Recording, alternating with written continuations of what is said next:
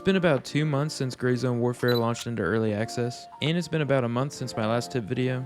I'm still learning new things all the time playing this game, and there's several things that I have learned since the last video. So, I think it's about time that I bless you players with some new information. Hope you brought your pencil and notepad because you're about to get learned today. Tip number 1. Always make sure you give your pilot a big old kiss on the cheek on the way out of the helicopter, or else the AI will give you a 360 no-scope, one tap to the cheeks. But seriously, since we're on the topic of helicopters, if you look on your map and see a friendly helicopter flying in the air, it actually tells you exactly what LZ the heli's landing on. And with patch 2 coming very soon that you can actually playtest now, using these instructions posted on their Discord. This next update will add 9 more LZs, and they're also adding a feature where if you highlight a heli on the map, it'll show you the pickup and destination of the heli. And this sounds like a good way to start to mitigate some of the LZ campers in the game. Since we're also on the topic of maps, in a previous patch, I believe patch 1, they added some new keybinds you can change. If you do have side mouse buttons, you can add quick map and map to the same button, which makes it very easy to access your map to see if there's friendlies around. They even made it to where if you click it on the mouse button, it'll just pull up the quick map, and if you hold the mouse button, it'll pull up the big map. And here's to hoping that patch 2 adds more toggle features like leaning and aiming, because personally, from me as a player, I hate holding down buttons. It would just be really nice to have some kind of customization when it comes to that kind of stuff. Another tip a lot of people don't know and probably will never use is that if you're near a river and you have somewhere far that you have to travel to and the river is flowing in that direction, then you can actually get into the river and flow with it downstream, meaning you will be moving at a running pace, and it does not drain your stamina at all. Now, let's move on to some combat tips. This may seem obvious, but if you're around a bunch of buildings and you're in a PvP situation, look around for barrels, dumpsters, crates, fences, anything you might be able to mantle to get on top of a roof, so maybe you can get a jump on them. They'll almost never expect you to be the high ground. Another thing you should practice on remembering is to maybe pop a painkiller before you get into a fight, because if you do get hit, it'll already start mitigating that pain effect that you get, and maybe help out with some of the suppression that comes on your screen.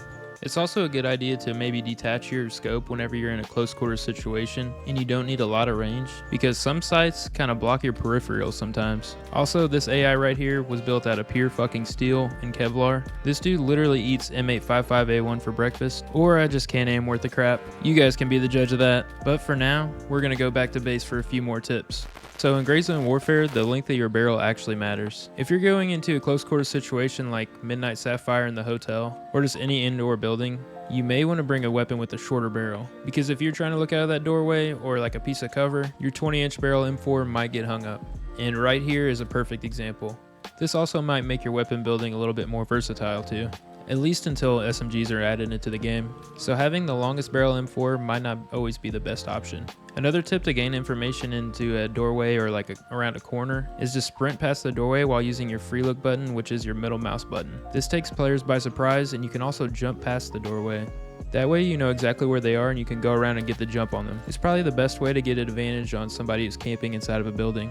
Another great way to get a jump on a player is to bait them in with like a healing item. So you pull out a Sur kit, bandage, or anything like that. A nearby enemy player will hear that cue, and as soon as you hear them rushing you, you can right click to cancel the healing animation and start blasting.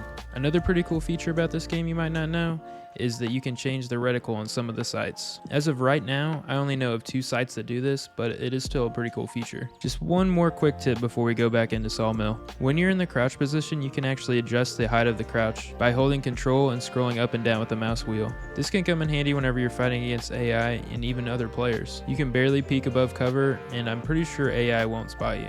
And whenever you're going against other players, it makes you harder to spot. But just remember that there's hide over bore in this game, and you might just shoot at the cover on accident. Before you get into a fight, you might want to check your mag status. To do just a mag check, you just need to tap V. And if you want to be sure you have one in the chamber, you might want to do a full weapon inspection. To do that, hold down Alt and press V, and your character will fully inspect your weapon. I know that most of everybody that's played this game knows that, but I do have a feeling that whenever the devs do add weapon durability to the game, that this will be extremely crucial to do before and after a fight, just to be sure your weapon doesn't jam up during combat, because before you know it, it'll be added into the game. So maybe just get in the habit of starting to do a full inspection of your weapon every single time you get into a fight. Plus, it's always good to see how much ammo you might have in your mag, because trust me, you don't want to be that guy caught with your pants down.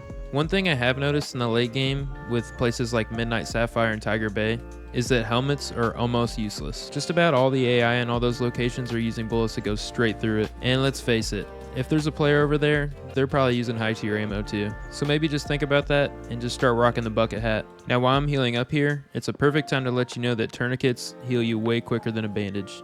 It's only by about 2 or 3 seconds, but that can be literally crucial in an extremely intense situation and can save your ass in a battle. Now, let's get you into some things that might aid you in learning Gray Zone Warfare. First off, Map Genie. This thing can help you out immensely. It reveals to you things like loot spots, keys, places a boss might spawn, and just other extremely useful things in the game to help you learn the map. Somebody on Reddit also graced us with this beautiful ammo penetration chart that is extremely helpful whenever you're trying to learn the ammo in the game. I will have both of these sites linked in the description. Another thing to do while you're learning this game, even if you come from Tarkov, anything like that, and you're not scared of PvP, if you're having trouble learning the game, just play on PvE servers. It's really not that big of a deal. I mean, I've primarily played on PvE servers. There's nothing wrong with it. It helps you get some of those tasks done without the headache, get a good feel of the game's mechanics, and it's a good low risk way to build up your stash. So whether or not you learned anything from this video, I really hope that you're enjoying Gray Zone Warfare. It's all about the experience and watching this game and community grow. If you are enjoying Gray Zone Warfare and you are looking for a small tight-knit community, the link to my Discord will be in the description. Whatever you decide to do, I hope you have fun doing it. If you did enjoy the video, don't forget to drop a like and subscribe, and I will see you in the next one.